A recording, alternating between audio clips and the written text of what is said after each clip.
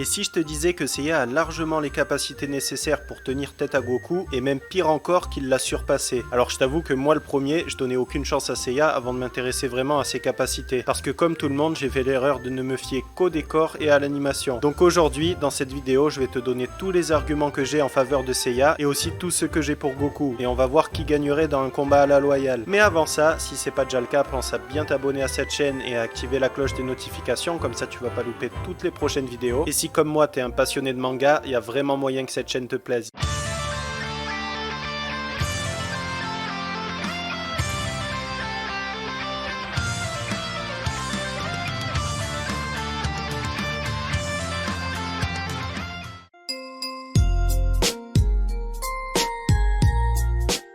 On commence avec Goku, je vous le présente plus, c'est un génie du combat, c'est un Saiyan qui repousse sans cesse ses limites, ce qui lui permet même dans DBS de surpasser certains Akaishin. Il possède une énorme panoplie de transformations qui multiplie sa puissance, et dans DBS il est même capable d'esquiver toutes les attaques avec l'Ultra Instinct. Il possède aussi des capacités vraiment cheatées comme le Mafuba qui lui permettent de sceller une personne, le Hakai qui va lui permettre de supprimer l'existence d'un adversaire, et la téléportation qui lui permet de se déplacer instantanément jusqu'à un adversaire dont il peut sentir le ki. Par contre, il est assez naïf et utiliser l'Ultra Instinct à pleine puissance va l'épuiser très rapidement.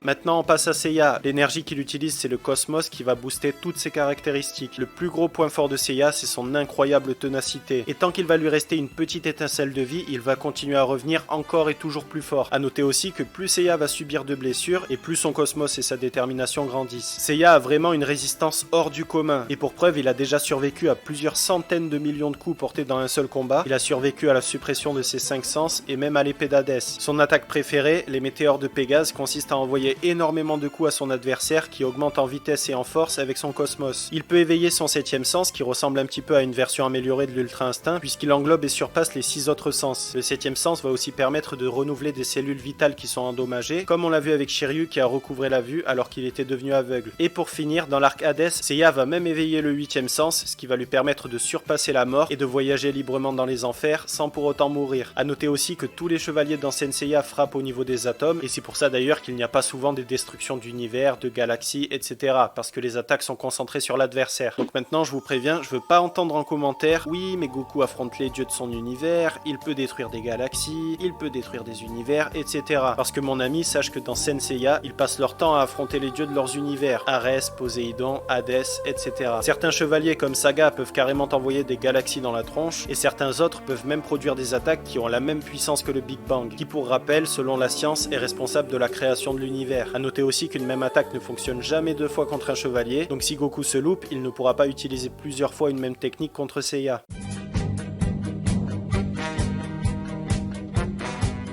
On commence par les bases, Goku enfant démolit Seiya enfant sans aucune difficulté, parce que Seiya n'a pas encore appris à utiliser son cosmos et même sa force physique est très faible.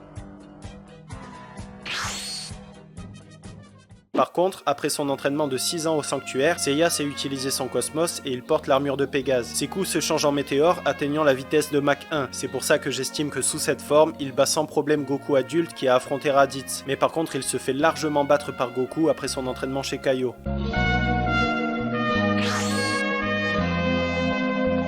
Par la suite, Seiya terrasse les chevaliers d'argent qui sont beaucoup plus rapides et puissants. Il va élever son cosmos au-delà des leurs, ce qui va lui permettre de surpasser Goku en Kaioken. Par contre, il est toujours plus faible que Goku quand il est arrivé sur Namek.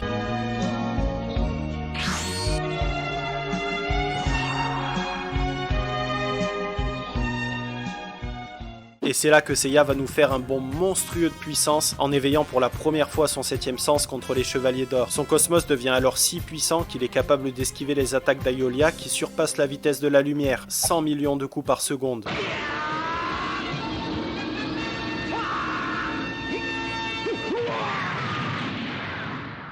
Et comme je l'ai dit dans ma vidéo sur Boros, cette vitesse n'est atteinte dans Dragon Ball que par Gotrunks en Super Saiyan 1, qui a le niveau d'un bon Super Saiyan 2. C'est pour ça qu'à ce moment-là, Seiya surpasse Goku en Super Saiyan 2 en termes de force et de vitesse. Je tiens à préciser que Seiya ne maîtrisait pas encore le 7ème sens, et qu'il l'a juste éveillé partiellement, parce que c'est un petit peu comme l'Ultra Instinct, ça demande beaucoup de temps avant de le maîtriser et de pouvoir le contrôler.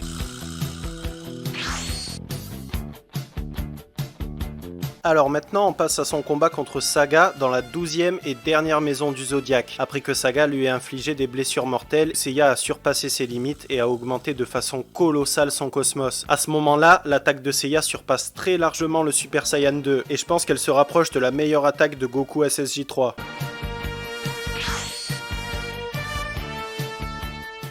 C'est là qu'on a un deuxième power-up monstrueux de Seiya dans l'arc Poséidon, qui parvient à détruire le pilier de Poséidon à la seule explosion de son cosmos. Et pour info, même les armes de l'armure d'or de la balance, qui peuvent détruire des étoiles d'un simple mouvement, ne l'ont même pas égratigné. À ce moment-là, Seiya était capable de détruire sans problème des galaxies, ce qui le place quand même assez proche du Super Saiyan Blue en termes de force de destruction pure.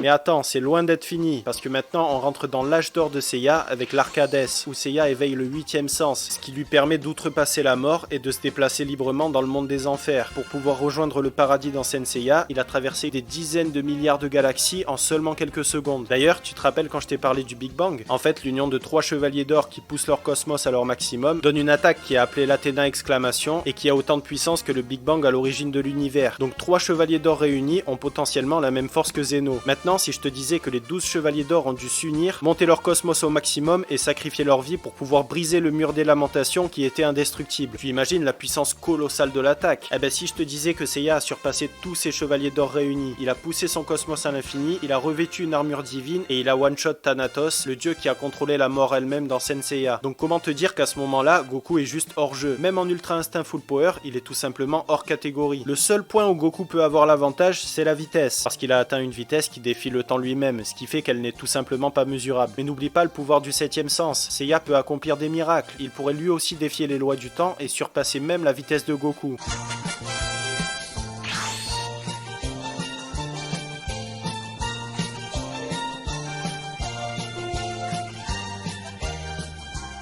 Peut-être que le Mafuba pourrait fonctionner, mais j'en suis pas sûr à 100%, parce que dans Senseiya, les chevaliers peuvent revenir d'autres dimensions, ils peuvent faire brûler leur cosmos à l'infini et créer des miracles. Donc sortir de la bouteille de scellement, ça me paraît tout à fait possible. Et pour que le Hakai fonctionne, il faudrait vraiment une technique à 100% maîtrisée, comme celui de Beerus, voire même celui de Zeno. Donc actuellement, ça ne marcherait pas avec celui de Goku, qui n'est pas encore maîtrisé à 100%.